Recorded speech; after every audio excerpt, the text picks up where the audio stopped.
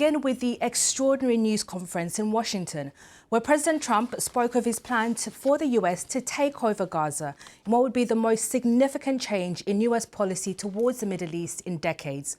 Addressing a news conference alongside the Israeli Prime Minister Benjamin Netanyahu, Mr. Trump said he believes the entire territory should be redeveloped and Palestinians rehomed elsewhere.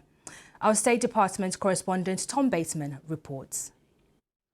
Shoulder to shoulder with the Israeli leader, President Trump set out his plan to, in his language, permanently resettle up to 2 million Palestinians out of Gaza and for the US to take over. The U.S. will take over the Gaza Strip, and we will do a job with it, too. We'll own it and be responsible for dismantling all of the dangerous unexploded bombs and other weapons on the site, level the site and get rid of the destroyed buildings, level it out. Mr. Netanyahu defended the ideas, saying the US president was an unconventional thinker. He sees a different future for that piece of land that has been the focus of so much terrorism, so many attacks against us, so many trials and so many tribulations. He has a different idea, and I think it's worth paying attention to this.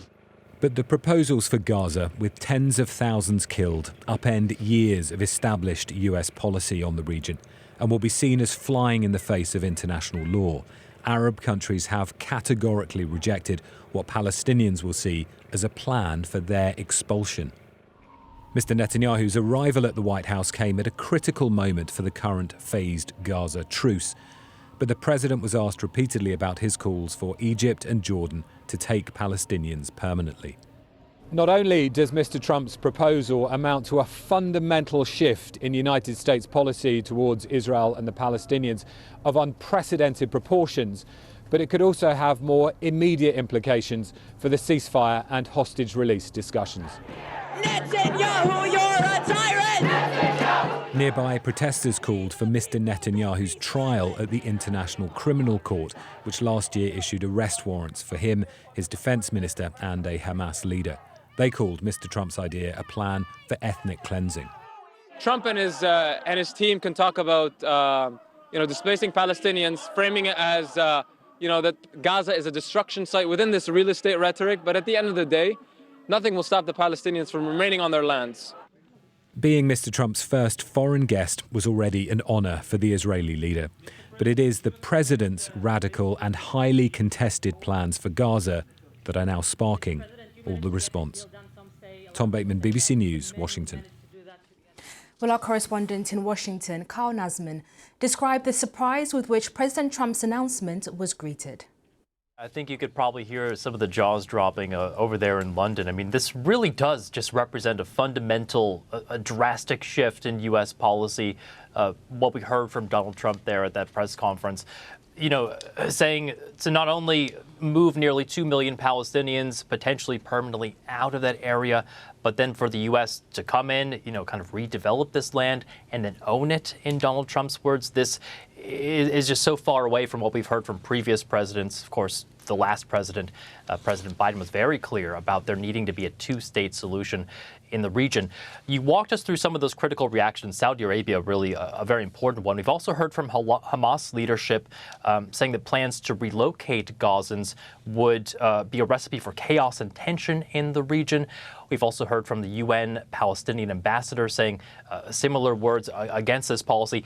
We've been hearing, obviously, a lot of reaction within the U.S., politicians really sounding off. Nearly all Democrats who've spoken out about this have been against it. And there's a few Republicans, too, Republican senators, kind of criticizing this plan. One, Josh Hawley, a Republican senator, saying he didn't think it was the best use of United States resources to spend a bunch of money in Gaza.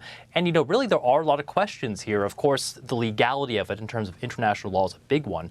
But then you look at the U.S. resources that it would take to, pull off this kind of plan. I mean, and we could be talking about U.S. military, troops, boots on the ground there. And that seems to fly in the face of what Donald Trump's, normal global policy is, which is America first. He's really been reticent to involve the U.S. in any sorts of conflicts. And this, of course, would, if this were to happen, would bring the U.S. much deeper into this conflict here.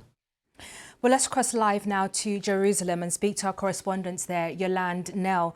So, Yolande, just tell us, what's the reaction there in the region to this plan by President Trump?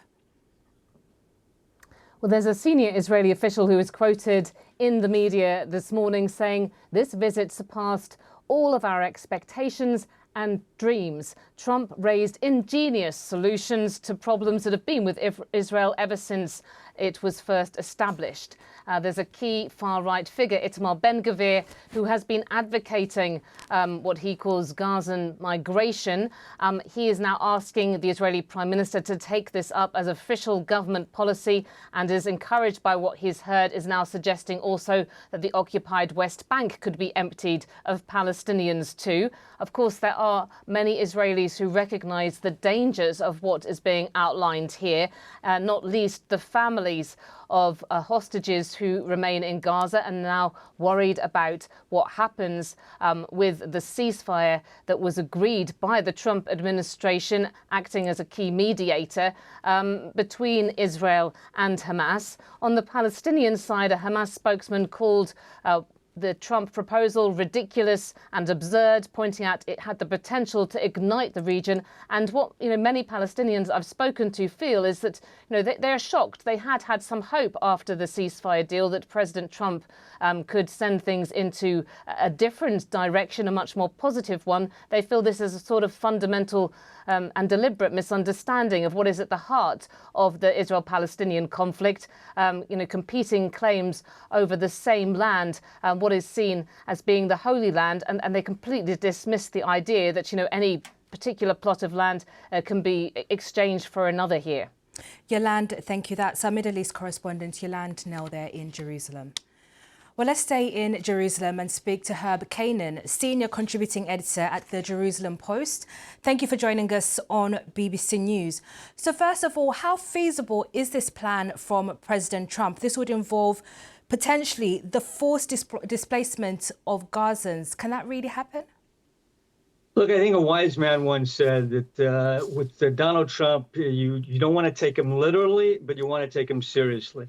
And what does that mean in this context here? It means Trump said that he wants to have a U.S. protectorate over the Gaza Strip, and he wants to move the Gazans out.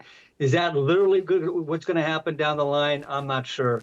But take him seriously in what he's doing. And what he's doing is he is challenging the existing paradigms that have existed now for the last 3 decades that haven't worked. Right? Everybody's saying that, well, the only solution to the conflict here is a 2-state solution with the Palestinian state and the capital in East Jerusalem. He's saying no. He's saying there are other solutions, other possibilities, and I'm willing to look at those. So what would those possibilities be? Because we understand the long-term plan for the president is to have an agreement between Israel and Saudi Arabia. Saudi Arabia is clear that deal won't happen unless there is a 2-state solution. Well, so he's widening the canvas, and he's saying there are other options on the table. One option is maybe the U.S. will move in and take over the Gaza Strip. Is this something that's going to happen tomorrow? Probably not, but it reshuffles the thinking. It reshuffles the thinking. As far as the Saudis saying that coming out and saying that this is a non-starter and there will only be normalization if there's a Palestinian state.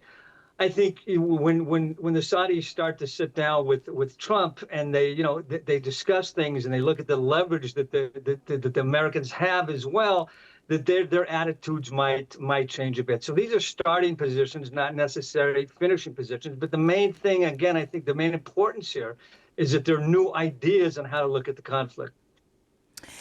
The president has spoken of himself as a peacemaker. So the idea of having Gaza under American control, potentially with American troops, is that something that he would really back in the long term even? Look, again, it's tough to say. What we've seen historically with Trump is he puts out an idea. He puts like 1,000 elephants in the room. At the end of the day, he takes out 900 of those elephants, but there's still 100 elephants in there that change the room. And I think that's kind of the way to look at it here as well. Is the final picture going to be U.S. control of the Gaza Strip? not clear. But something has changed. Something's different. There's a different way of looking at other possibilities and bringing in other perspectives. Herb Kanan from the Jerusalem Post, thank you for sharing your analysis here on BBC News. Thank you. Around the world and across the UK, this is BBC News.